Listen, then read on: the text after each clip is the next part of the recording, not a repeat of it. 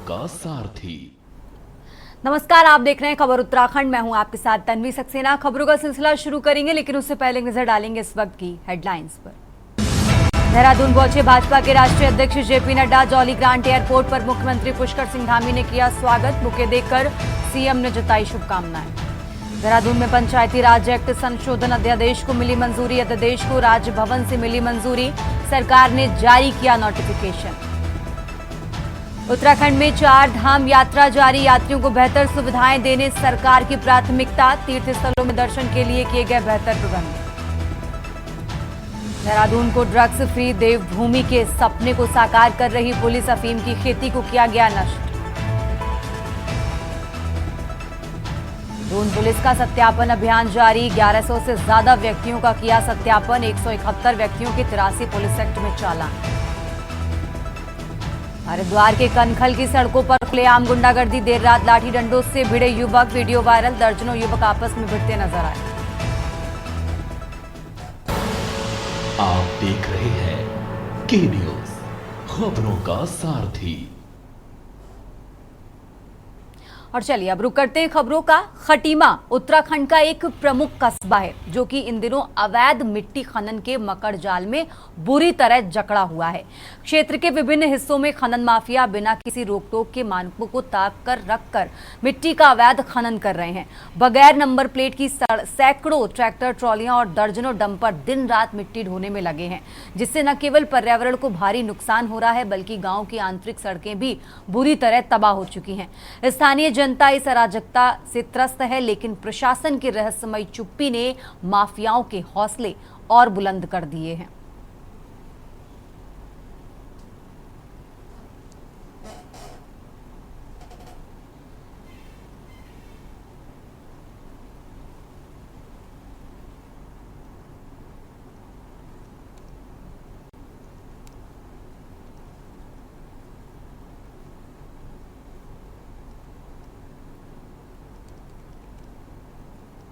और चलिए खबरों में आगे बढ़ते हैं। ईस्टर्न रेलवे में ग्रुप सी की नौकरी लगने के नाम पर धोखाधड़ी करके फर्जी नियुक्ति पत्र और ईस्टर्न रेलवे का आईडी कार्ड देकर ठगी करने वाले अंतर्राज्यीय गैंग के 5वें सदस्य को पुलिस ने पश्चिम बंगाल से धर दबोचा। इससे पहले गैंग लीडर व मास्टरमाइंड सहित 4 सदस्यों को पौड़ी पुलिस द्वारा गिरफ्तार कर पहले ही जेल भेजा जा चुका है।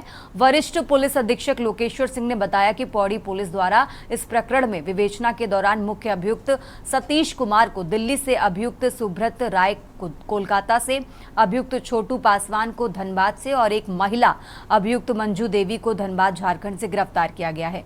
गिरफ्तार किए गए अभियुक्तों को न्यायालय के समक्ष पेश कर पहले ही जिला कारागार पौड़ी जेल भेजा जा चुका है। इस मामले में संलिप्त अभियुक्त शशि राम मुर्मू की गिरफ्तारी करने के लिए पुलिस टीम द्वारा लगातार प्रयास किए जा रहे थे, जो कि ठिकाने बदलकर गिरफ्तारी से बच रहा था। वरिष्ठ पुलिस अधीक्षक ने गिरफ्तारी के लिए अभियुक्त को करीब 10,000 का इनाम घोषित किया था।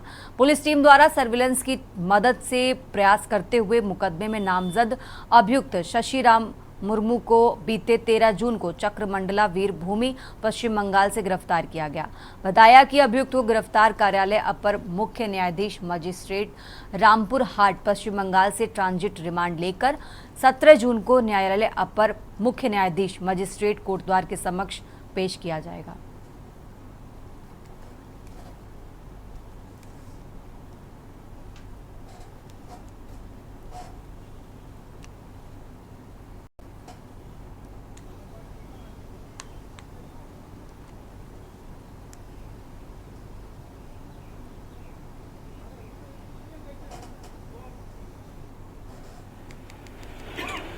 धोखाधड़ी के विरुद्ध निरंतर कार्रवाई करते हुए अंतर्राज्यीय गिरोह के एक 5वें सदस्य को हमारी टीम के द्वारा पश्चिम बंगाल से गिरफ्तार किया गया है।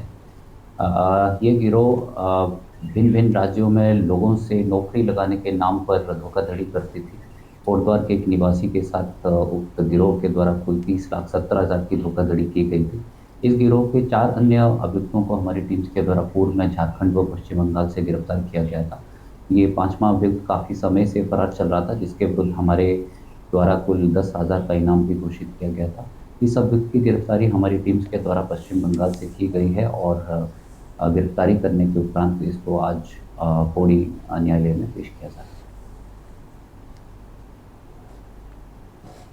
उत्तराखंडी खबरों में आगे बढ़ते हैं। ऑपरेशन सिंदूर की सफलता और भारतीय सेना के अदम्य साहस, पराक्रम और शौर्य के सम्मान में कोटद्वार शहर में भव्य तिरंगा यात्रा निकाली गई। इस यात्रा में गढ़वाल सांसद अनिल बलूनी, विधानसभा अध्यक्ष ऋतु भूषण खंडूड़ी सहित बड़ी संख्या में लोगों ने हिस्सा लिया।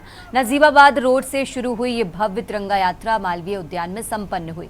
इस दौरान गढ़वाल सांसद अनिल बलूनी और ऋतु भूषण खंडूड़ी ने कहा कि ऑपरेशन सिंदूर के जरिए भारतीय सेनाओं ने पाकिस्तान को मुंहतोड़ जवाब दिया, जिसको पूरी दुनिया ने देखा है।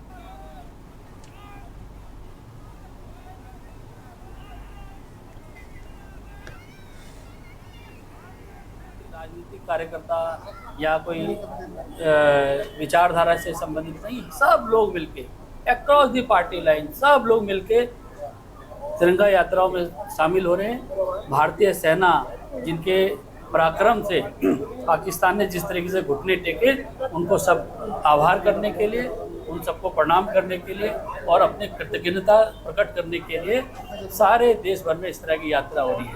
और ऐसा समाचार सब जगह मैं देख रहा हूँ कि आने वाले समय में ये यात्रा जिलों से निकल के विधानसभा स्तर पे, छोटे छोटे ग्रामों में, कस्बों में, सब जगह होने वाली है। जी, आज आपने देखा हमारी कोटद्वार की इस धरती पर, पवित्र धरती पर, सिद्ध बली बाबा की धरती पर आज बहुत ही भव्य तिरंगा यात्रा निकली और ये जो यात्रा थी हमारे सैनिकों के सम्मान में थी। और मुझे अत्यंत खुशी इस बात की है कि लोग, सामाजिक लोग सारे के सारे इस यात्रा के साथ जुड़े और एक बहुत ही भव्य यात्रा निकली, जिसमें हमने अपने सैनिक भाइयों को जो बॉर्डर पे इस वक्त चौकसी करते हैं ताकि हम चैन से सो सकें, उनके लिए ये एक सम्मान के लिए, उनके सम्मान के लिए, उनको प्रणाम करने के लिए, उनको धन्यवाद करने के लिए ये यात्रा निकली। के रूप में भारत की जनता पूरे कोटद्वार ही नहीं पूरे देश में ये तिरंगा यात्रा निकाली जा रही है और लोग, सामान्य लोग भी, कोई दलों से अतिरिक्त भी इस यात्रा में शामिल हो रहे हैं। आपने देखा होगा आज कोटद्वार के शहर में पूरे सड़कों पर हजूम था, हजारों लोग थे। तो ये सेना का सम्मान है, देश का सम्मान है।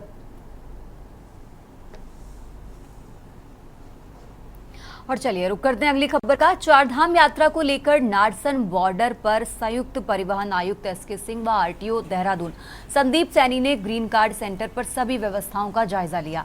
साथ ही नारसन बॉर्डर पर बने यात्रा पंजीकरण केंद्र का निरीक्षण भी किया। एसके सिंह ने कहा कि उत्तराखंड में चारधाम यात्रा पर आने वाले सभी यात्रियों का स्वागत है व यात्रा संबंधित सभी व्यवस्थाएं दुरुस्त कर ली गई हैं। चारधाम यात्रा को सुविधाजनक बनाने के लिए तमाम प्रयास किए जा रहे हैं, जिससे किसी भी यात्री को कोई परेशानी ना हो। मई के आखिरी सप्ताह और जून के प्रथम सप्ताह में उत्तराखंड आने वाले श्रद्धालुओं की संख्या काफी ज्यादा होती है, उसके लिए भी विभाग ने तैयारी कर ली है। पंजीकरण केंद्र में तैनात अधिकारियों और कर्मचारियों से कहा कि वो तीर्थयात्रियों के साथ सौम्य व्यवहार करें और अतिथि देवो भव की भावना से सेवा करें। उन्होंने कहा कि श्रद्धालुओं को पंजीकरण प्रक्रिया में किसी भी प्रकार की असुविधा नहीं होनी चाहिए।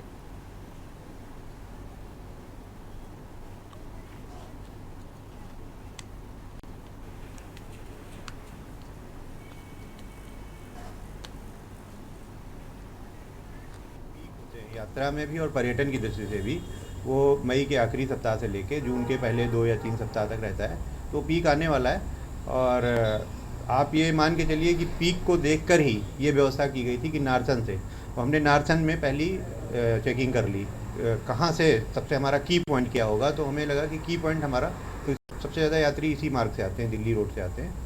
की पॉइंट हमारा नारसन है। हमारे राज्य के अंदर जैसे कोई गाड़ी प्रवेश करती है उसी समय उसको एजुकेट कर दिया जाए, उसको बता दिया जाए कि आपको क्या सावधानियां रखनी है, उसका हेल्थ चेकअप कर लिया जाए, उसका ग्रीन कार्ड बन जाए, उसका ट्रिप कार्ड बन जाए, वो यहीं से व्यवस्थित होकर चलेगा। देहरादून में तिब्बती समुदाय ने 11वें पंचेन लामा गेंदुन चोएकी नियमा की रिहाई के लिए कैंडल मार्च निकाला। आपको बता दें कि ये candle march Tibet women's association की ओर से निकाला गया। ये कैंडल मार्च प्रेस क्लब से शुरू होकर लैंसडॉन चौक, बुद्धा चौक, दून अस्पताल चौक से वापस प्रेस क्लब में संपन्न हुआ।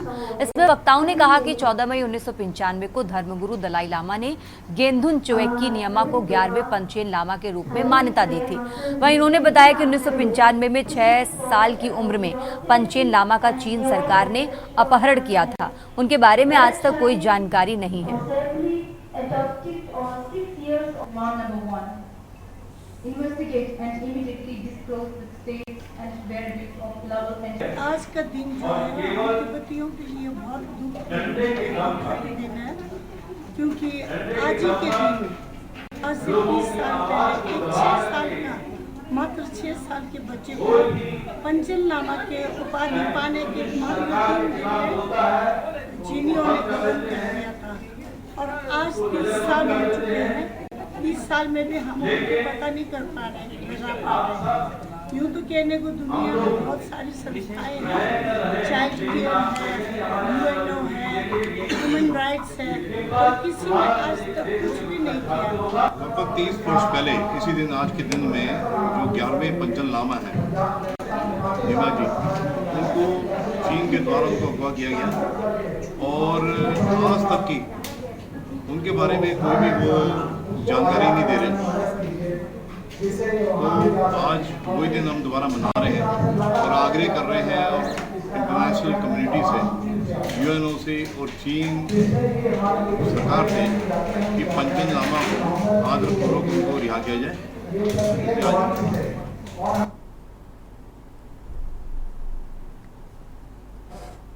खबरों में आगे बढ़ते हैं। नैनीताल में आज तिब्बती समुदाय के लोगों ने चीन द्वारा 11वें पंचेन लामा की जबरन बंदी बनाए जाने को लेकर अपने प्रतिष्ठान बंद कर तिब्बती मार्केट में चीन के खिलाफ प्रदर्शन किया। तिब्बती समुदाय के लोगों ने दलाई लामा की रिहाई व कुशलता की प्रार्थना करते हुए भारत सरकार सहित विश्व समुदाय से दलाई लामा व तिब्बत को चीन के चंगुल से मुक्त कराने की मांग की है। तिब्बती युवा संगठन के अध्यक्ष टेंजिंग जिग्मे का कहना है कि पंचेन लामा को 30 साल पहले जब वो 6 साल के थे तब उन्हें चीनी सरकार द्वारा जबरन अपहरण कर बंदी बना लिया गया था, जिसके बाद से आज तक उनका कोई अता पता नहीं है और ना ही वे किसी को नजर आए हैं। जबकि चीनी सरकार का कहना है कि वे जिंदा हैं और किसी से नहीं मिलना चाहते। तिब्बती समुदाय का कहना है कि अगर वे जिंदा हैं तो चीनी सरकार पंचेन लामा को रिहा करे और उन्हें दुनिया के सामने लाए।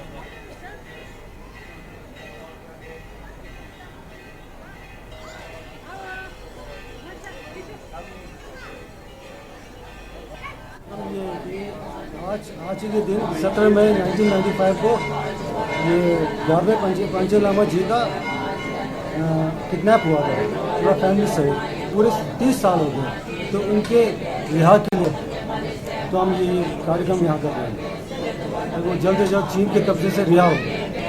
हम यही यूनाइटेड नेशन से यही मांग करेंगे जल्द से जल्द पंचेन लामा जी को और उनके पूरे परिवार को रिहा किया जाए।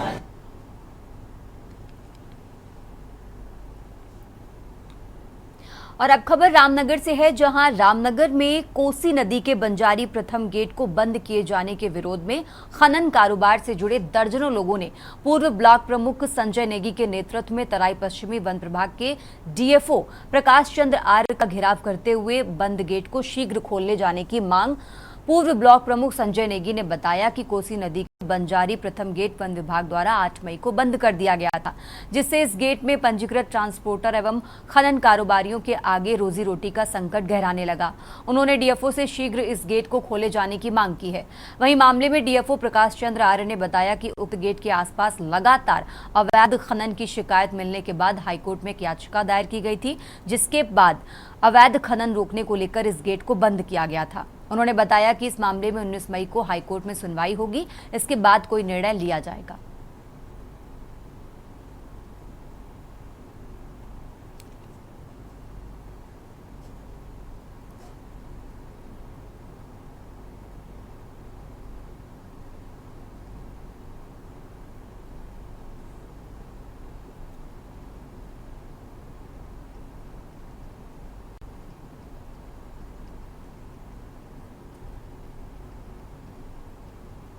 देखिए, ये सब खनन कारोबारी हैं और खनन से ही इनकी रोजी रोटी चलती है।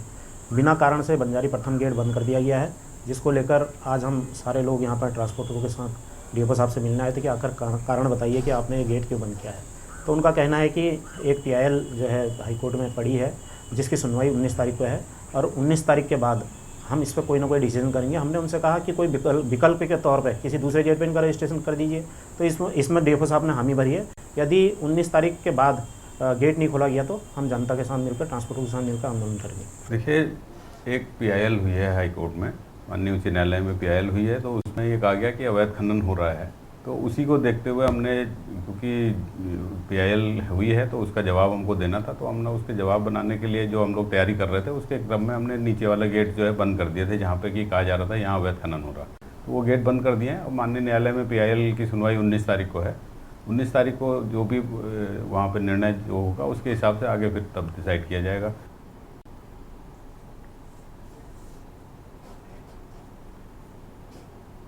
खबरों का सिलसिला लगातार जारी है। फिलहाल यहाँ रुकेंगे एक छोटे से ब्रेक के लिए। आप देख रहे हैं के न्यूज, खबरों का। ब्रेक से वापस आ चुके हैं, रुक करते हैं खबरों का। उत्तराखंड धामी मंत्रिमंडल की बैठक में कई महत्वपूर्ण फैसले लिए गए। कैबिनेट में महिलाओं से जुड़े फैसले में मुख्यमंत्री एकल महिला स्वरोजगार योजना को मंजूरी भी दी गई। बतौर भाजपा प्रदेश प्रवक्ता कमलेश रमन ने कहा कि प्रदेश की अविवाहित, विकलांग, तलाकशुदा एकल महिलाओं को इस योजना के दायरे में लाया गया है। वहीं योजना में पात्र महिलाओं को अधिकतम 2 लाख रुपए की सहायता राशि प्रदान की जाएगी, जिसमें से 75% हिस्सा सब्सिडी यानी अनुदान के रूप में मिलेगा। लाभार्थियों को सिर्फ 25% हिस्सा ही व्यवसाय में अपने पास से लगाना होगा।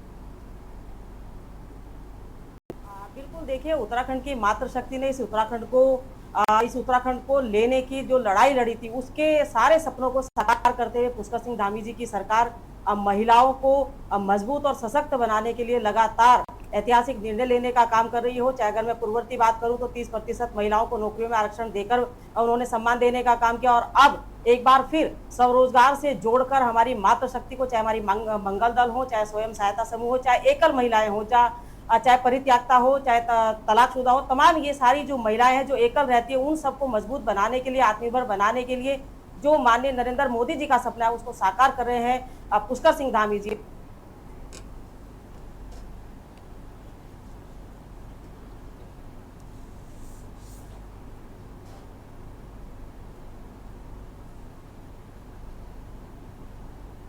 चलिए खबरों में आगे बढ़ते हैं। उत्तराखंड में राज्य सरकार ने वर्चुअल रजिस्ट्री को मंजूरी दे दी है, जिससे अब घर बैठे रजिस्ट्री करने का विकल्प होगा। इसी का विरोध देहरादून बार एसोसिएशन ने किया, जिसके चलते देहरादून बार एसोसिएशन में वकीलों द्वारा सभी कामकाज ठप रखे गए और सभी ने हड़ताल का ऐलान कर दिया। वहीं देहरादून बार एसोसिएशन के अध्यक्ष मनमोहन कांडपाल ने बताया कि बार एसोसिएशन पहले भारतीय सेना के सम्मान में तिरंगा यात्रा निकालने का कार्यक्रम आयोजित था, लेकिन जैसे ही वर्चुअल रजिस्ट्री को मंजूरी मिली तो सभी ने हड़ताल का ऐलान कर दिया।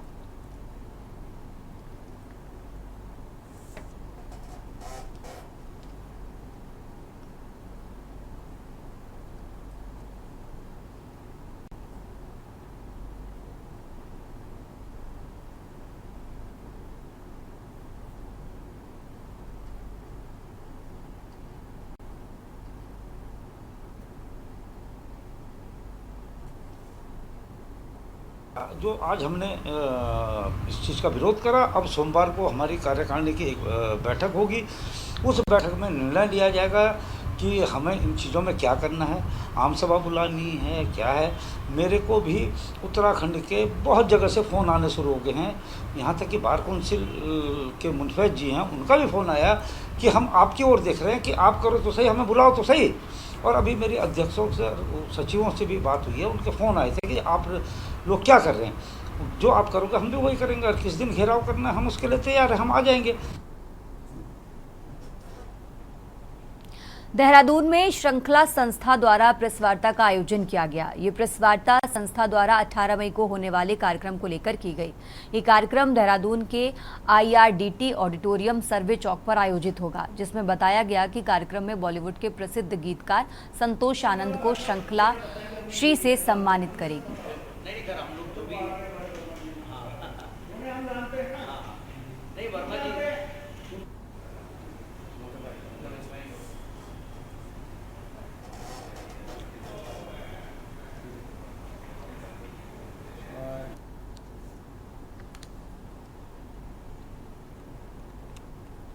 ये जो हमारे वीर सैनिकों ने इतना महान काम किया है, जो एयर स्ट्राइक करके पाकिस्तान के आतंकवादी कैंपों को ख़त्म किया है, इसको लेकर हम लोग संतोष जी आनंद जी, जिन्होंने क्रांति पूरा और के ऐसे गीत लिखे जिन्होंने एक समाज को एक नई दिशा दी थी, देशभक्ति से ओतप्रोत ये फिल्म है। इस फिल्म के गीत को लिखने वाले संतोष आनंद जी के धरती की रानी तुझे कर देंगे आपके बरस, या क्रांति क्रांति उनका गीत है, या लुई शमाशा है, जो उनके बेहतरीन गीत हैं देश भक्ति के लिए। तो हम लोग ये अपने ऑपरेशन सिंदूर को वहाँ पर दर्शाने की कोशिश करेंगे अपने स्क्रीन पर। हमारी श्रृंखला जो एक सांस्कृतिक संस्था है, ये समय समय पर बहुत बेहतरीन कार्यक्रम देती रही है। अभी विगत में समीर अंजान जी हमारे एक तरह से मुख्य अतिथि थे, और उन्होंने एक ज़बरदस्त एक बम्पर कार्यक्रम हमारे बीच रहे, और जनता ने बहुत उसको सराहा। और इसी कड़ी में इस बार श्रृंखला संतोष आनंद जी को हमने आमंत्रित किया है।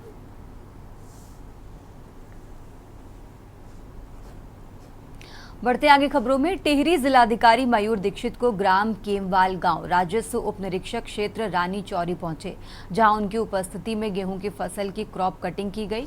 गांव के 2 खेतों में 30 वर्ग मीटर के प्लॉट बनाए गए, जिनमें क्रमशः 11.37 किलो तथा 7.80 किलो उपज प्राप्त हुई।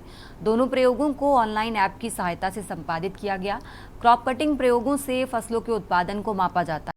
इन प्राप्त आंकड़ों से सरकार द्वारा विभिन्न योजनाओं को तैयार किया जाता है, जिसमें अंतिम छोर तक किसानों को योजनाओं का लाभ दिया जा सके। इस दौरान जिलाधिकारी ने ग्राम प्रधान को गांव में नकदी फसल लगाने, जिसमें पानी की कम मात्रा की आवश्यकता हो और जंगली जानवरों से भी सुरक्षित रहे, लगाने को कहा। साथ ही उद्यान विभाग से संपर्क कर अन्य आवश्यक जानकारी एवं बीज लेने को भी कहा। इस अवसर पर जिलाधिकारी ने गाँव के आंगनबाड़ी केंद्र और पंचायत घर का भी निरीक्षण किया। उन्होंने गाँव के आंगनबाड़ी केंद्र को नवनिर्मित भवन में शिफ्ट करने तथा पंचायत घर में कंप्यूटर लगाकर लोगों को सुविधा देने के निर्देश दिए।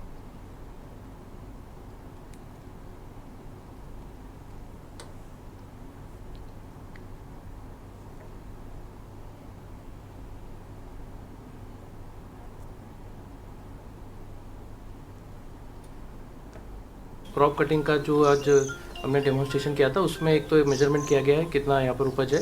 इसके अतिरिक्त यहाँ पर जो हमारे ग्राम प्रधान है, उनके द्वारा कुछ समस्याएं बताई गई हैं, जिसमें सड़क एक मुख्य समस्या है इनकी, जिसकी स्थिति अभी खराब है। कुछ टीचर्स की कमी है और स्कूल की बिल्डिंग में भी कुछ काम है। साथ ही यहाँ पर जो हमने खेत देखे, उसमें और क्या कृषि उत्पादन यहाँ पर बढ़ाया जा सकता है, जिससे कि किसानों की आय हो। यहाँ पर लोगों से बातचीत की गई है और कृषि विभाग को डायरेक्शन दिए जाएंगे कि वो यहाँ पर आएँ, और अन्य जो नकदी फसलें हो सकती हैं या फिर जो कम सिंचाई में काम हो सकता है, या जो जानवरों से जो जिन फसलों को कम क्षति हो, ऐसी फसलों को यहाँ पर डेमोन्स्ट्रेशन करेंगे, जिससे कि किसानों को और यहाँ पर कृषि करने में आसानी है।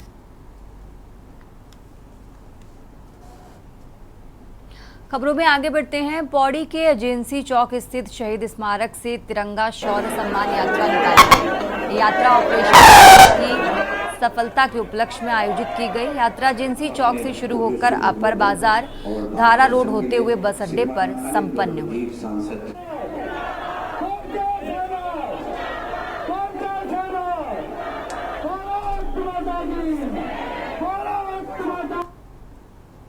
उत्तराखंडी खबरों में फिलहाल इतना ही। आप देखते रहिए के न्यूज़ इंडिया।